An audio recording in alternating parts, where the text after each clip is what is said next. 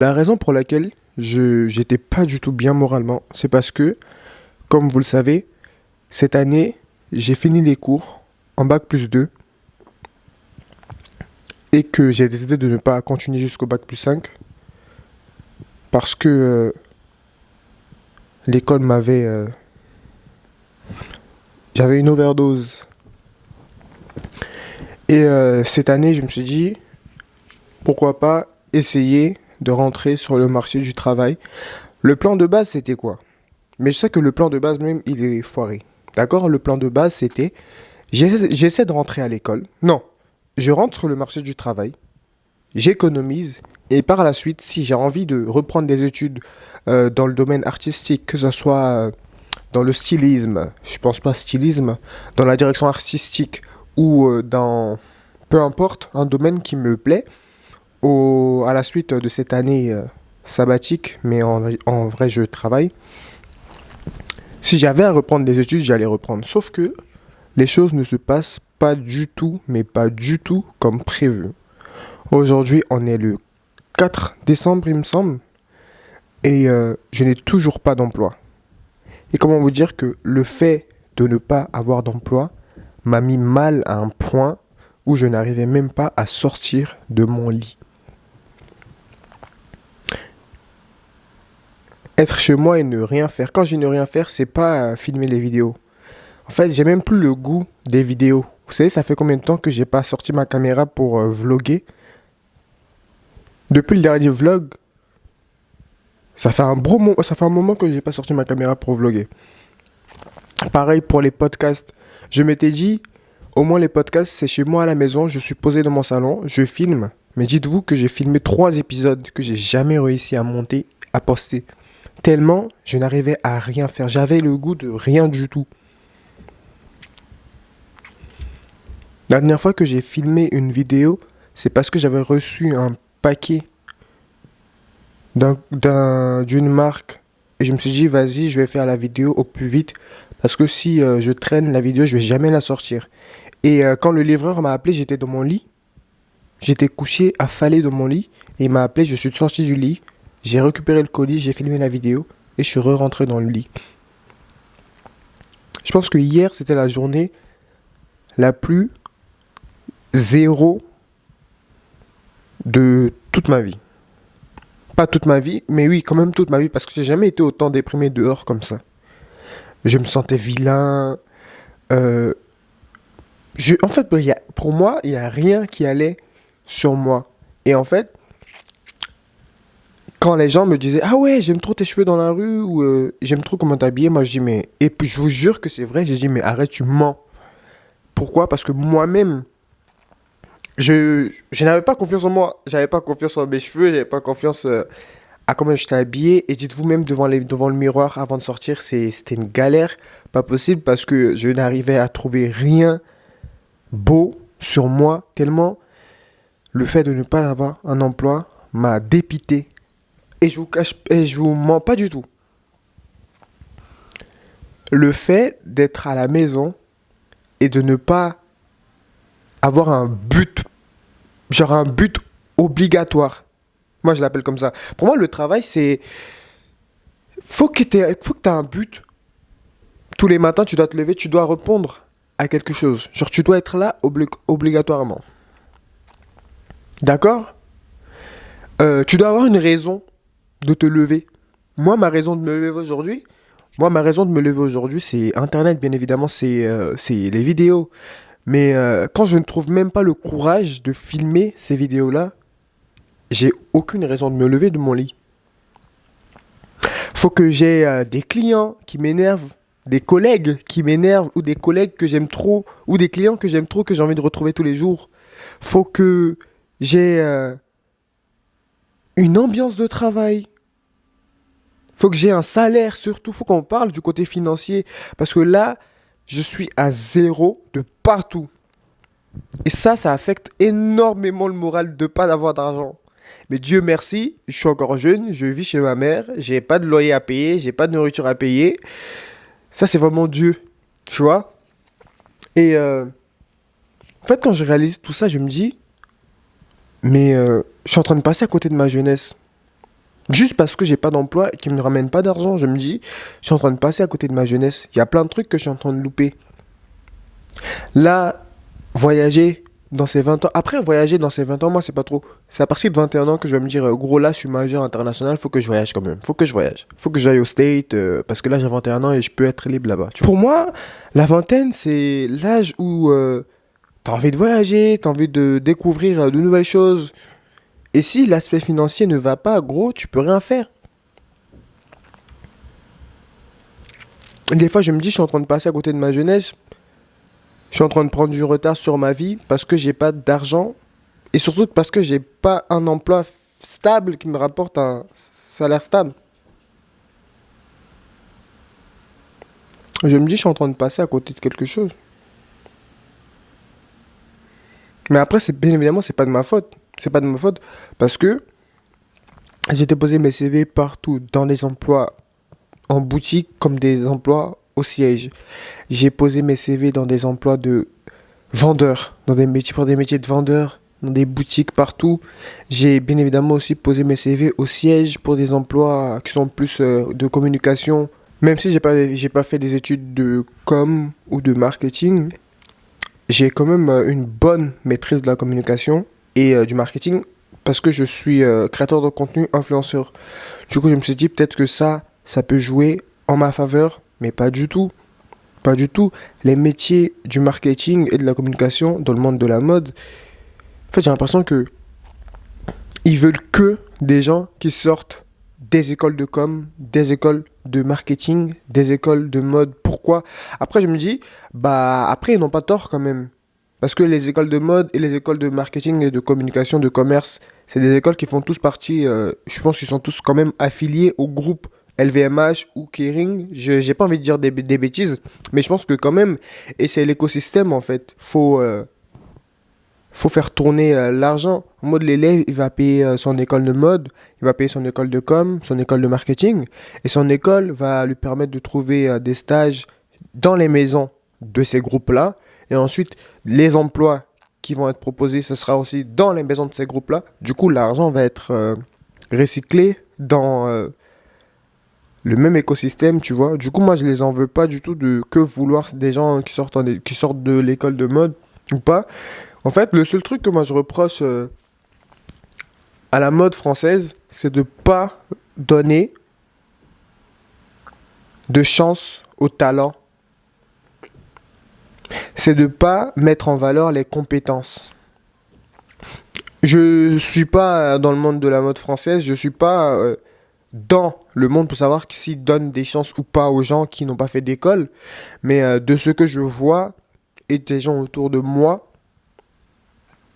bah il y a que des gens qui vont faire ces écoles-là, qui vont avoir ces chances-là, tu vois. En fait, c'est surtout en France. En France, depuis que je cherche de l'emploi, c'est ce que j'ai remarqué, c'est qu'on ne donne pas du tout la chance aux compétences et aux talents. Et surtout, en fait, regardez-moi ce piège. Quand tu sors de l'école, quand tu sors de l'école, on te demande d'avoir on te demande d'avoir de l'expérience. Alors que tu sors de l'école. Cette expérience-là, comment est-ce que tu vas la créer?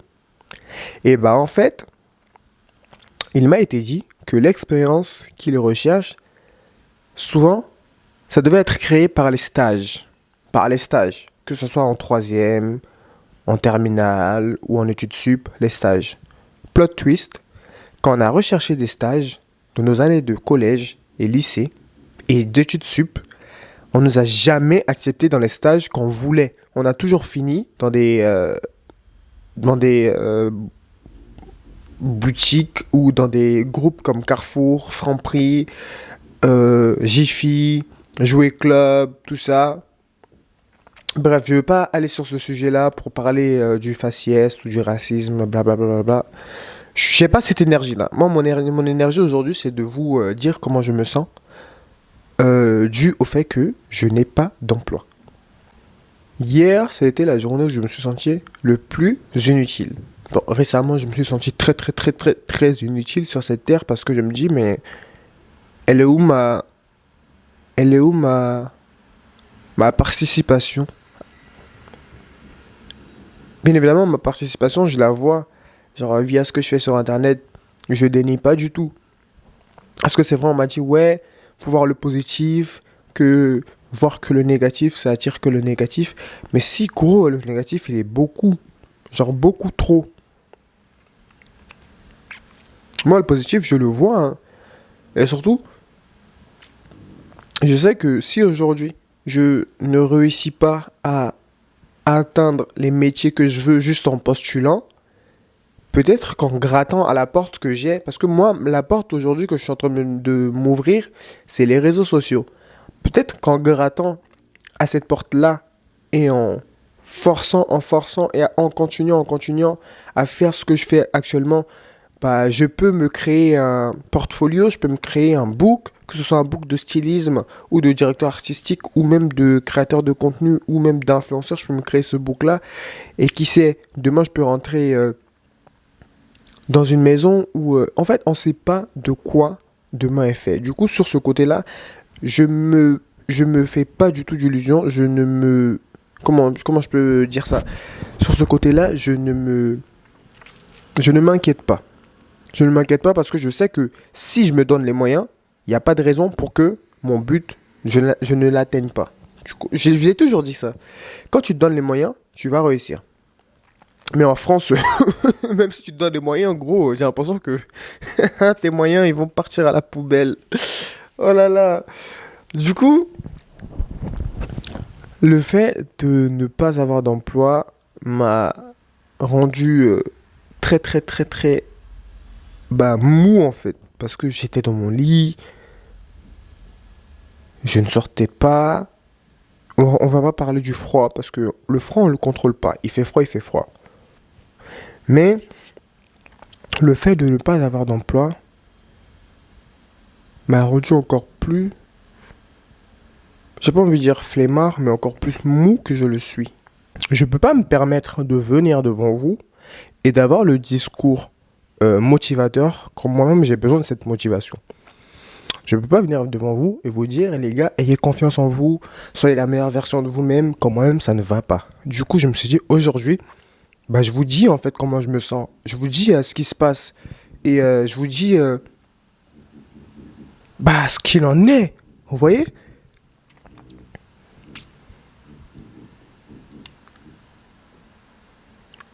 La remarque que je me suis faite, c'est que, gros, si tu veux atteindre ces postes-là, parce que la manière dont ça se pose, ça a l'air tellement impossible. Mais aujourd'hui, si tu veux travailler dans la mode, c'est soit toi-même, tu crées ta propre mode, soit tu charbonnes grave de ton côté en freelance et tu essaies de proposer ton portfolio à des maisons. Qui, si un jour tu peux tomber sur une personne qui va te donner ta chance, on ne sait jamais.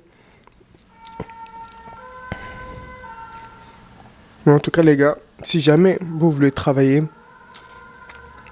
dans le milieu de la mode, surtout au sein d'une maison,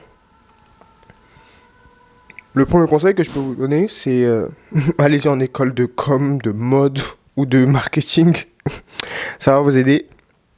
Si jamais vous n'avez pas fait ces écoles-là, travaillez. Si jamais vous n'avez pas fait ces écoles-là, travaillez en freelance, travaillez tout seul, travaillez dur pour y arriver.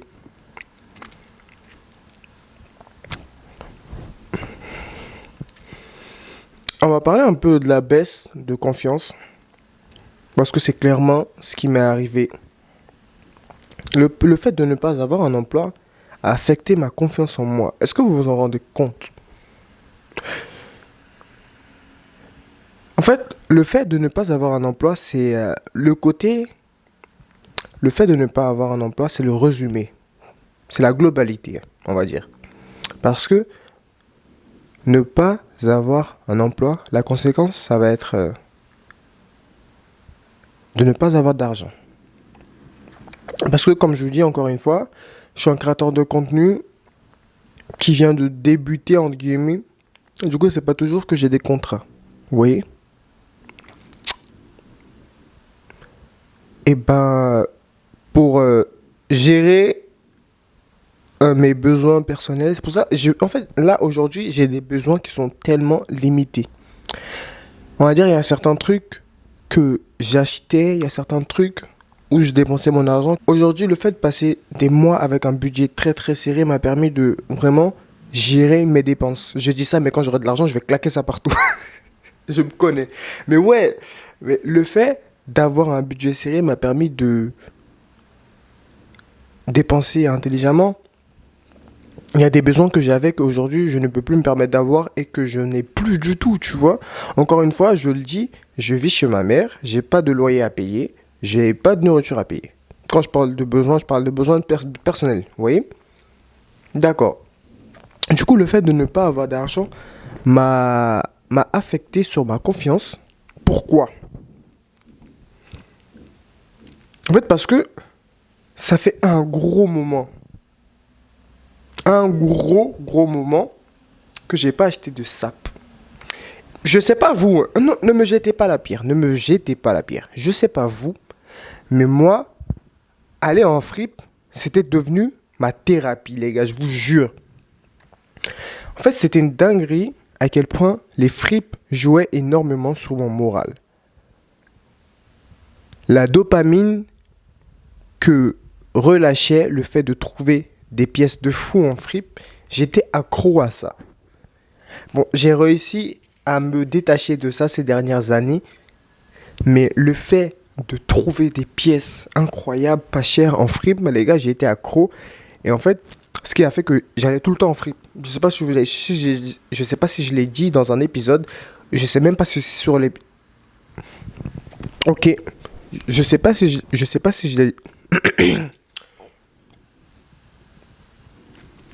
pas si je l'ai déjà dit dans un épisode. Il me semble que oui, que j'allais à une période tout le temps en fripe.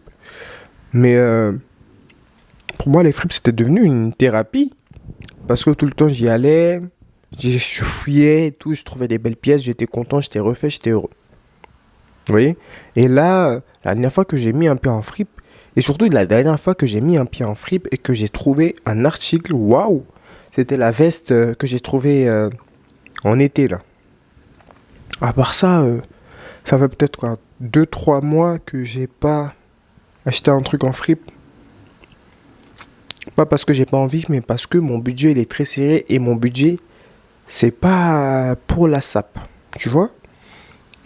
Du coup ça a joué clairement sur le côté vestimentaire de ma personne parce que j'étais limité. Mais tout ça, en fait je vous raconte tout ça parce que je sais que c'est des trucs qui vont passer, tu vois. Demain on va regarder cette vidéo, on va en rigoler, tu vois. J'ai pas du tout peur de le dire, hein. J'ai pas du tout peur de le dire que je sais que je vais réussir, tu vois. Et je sais de quelle manière je vais réussir. Et en fait, il faut juste que je trouve le courage de, de réussir. En fait, vous savez pas à quel point là, il y a une flamme qui est en train de se raviver dans mon cœur qui me dit, t'inquiète, ça va aller. Parce que quand je vous dis, j'ai tourné 3 vidéos. Déjà, là, j'ai tourné beaucoup de minutes, hein. Ça fait beaucoup de minutes que la caméra, elle tourne.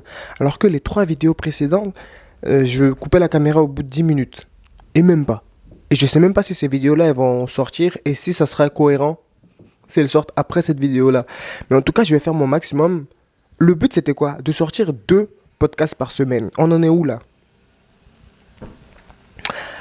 Parce que j'étais pas bien, j'avais pas le moral et je me sentais pas bien. Vous voyez, je me sentais pas bien. Mais c'est pas, c'était pas non plus en mode non. Mais là, ça va beaucoup mieux, j'ai l'impression. Plus je parle, parce que les gars, j'avais ce besoin-là de venir allumer ma caméra et de vous parler, tu vois.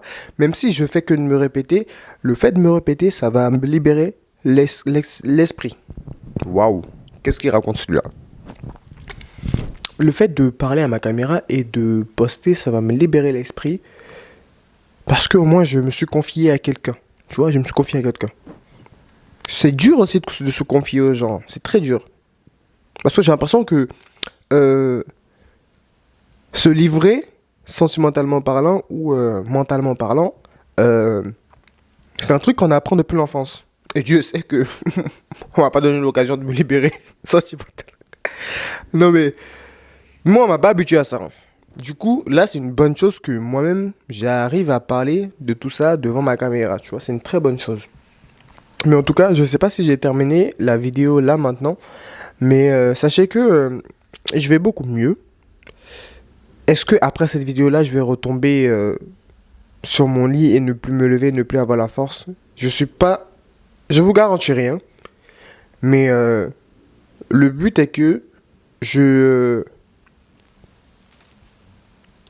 j'aille mieux, tu vois. Le but est que je fasse de mon mieux. Parce qu'encore une fois, comme je l'ai dit, je cherche de l'emploi. C'est pas comme si je suis dans mon lit affalé. Certes, je suis dans mon lit affalé, mais pourquoi? Parce que j'ai cherché de l'emploi et que j'ai pas trouvé. Hier, je me suis remis à chercher de l'emploi et j'ai l'impression que c'est mission impossible. Mais c'est pas grave, je vais faire avec ce que je peux trouver et on va essayer de gravir les échelons. C'est pas grave. Parce que aujourd'hui, bah, en fait, c'est limite impossible de directement avoir un métier. Parce qu'on va dire, les métiers qui m'intéressent aujourd'hui, c'est les métiers de la com et du marketing sur les réseaux sociaux. D'accord? Mais sauf que dans les annonces pour ces métiers-là, ces CDI ou stages, on demande des gens qui sont en école. Alors que moi, je suis pas en école, mais j'ai quand même ces connaissances-là, ces compétences-là. Parce que ça fait quand même un bon moment que je suis sur les réseaux sociaux. Je maîtrise les réseaux sociaux et je peux me permettre, avoir l'audace, le toupet de postuler pour un poste d'assistant et même pour des jobs de PR. En fait, voilà. Hier, j'ai refait mon profil LinkedIn. J'ai essayé d'envoyer des demandes à des personnes que je connais dans la mode ou des personnes que j'ai vues qui étaient bien placées, qui ont un poste qui m'intéresse pour leur demander des conseils. Mais encore une fois, je m'attends à rien, tu vois. Je m'attends à rien. En fait, j'ai l'impression que les gens aujourd'hui qui travaillent dans la mode, en fait, je peux pas me permettre de dire ça, mais je vais quand même le dire. J'ai l'impression qu'ils savent pas c'est quoi d'arriver d'en bas. En fait, j'ai l'impression qu'il y a beaucoup de personnes qui ont atteint leur place sans vraiment d'effort, tu vois. Pas que sans vraiment d'effort, non, vraiment, je vous respecte, les gars. Pour ceux qui travaillent dans la mode aujourd'hui, je vous respecte. Mais j'ai l'impression qu'il n'y a pas beaucoup de personnes qui ont charbonné pour arriver où ils en sont aujourd'hui. Tu vois, j'ai l'impression qu'il y en a, ils sont sortis de l'école, ils ont eu leur taf et blablabla. Bla, bla, bla, bla. Ils sont où ils sont aujourd'hui. Tu vois. Bon, voilà les gars, c'était moi et moi-même. Comment est-ce que je me sens? Qui est-ce que je suis en ce moment? Sachez que je vais bien. J'essaie d'aller de mon mieux. Est-ce que je vais tourner des vidéos? Je pense pas que j'aurai la force de tourner des vidéos.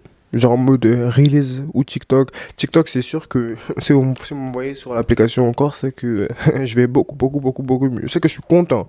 J'ai pas envie de muser à faire des vidéos qui vont flop sur TikTok. D'accord? Voilà. En plus, on m'avait posé la question, est-ce que tu te vois longtemps sur TikTok? Bah, pas tellement, parce que l'application, j'ai l'impression qu'elle nous aime pas trop. Les gens qui font du contenu mode un peu poussé ou les gens qui font du contenu un peu développé.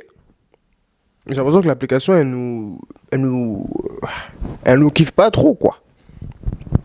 Parce que les gens qui font des outfits et qui percent sur TikTok, là, c'est des... bon, bref, on va pas parler des gens ici. S'ils font, ils percent, ils méritent. Voilà. En tout cas, les gars, c'était moi. Comme je l'ai dit, cette vidéo-là, ça sera une exclue peu pour YouTube. Il y aura ni promotion sur Instagram, ni rien.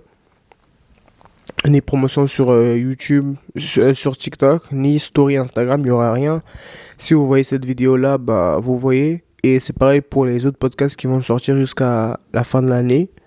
Je vais revenir en force l'année prochaine, en janvier, pour les vlogs, les vidéos TikTok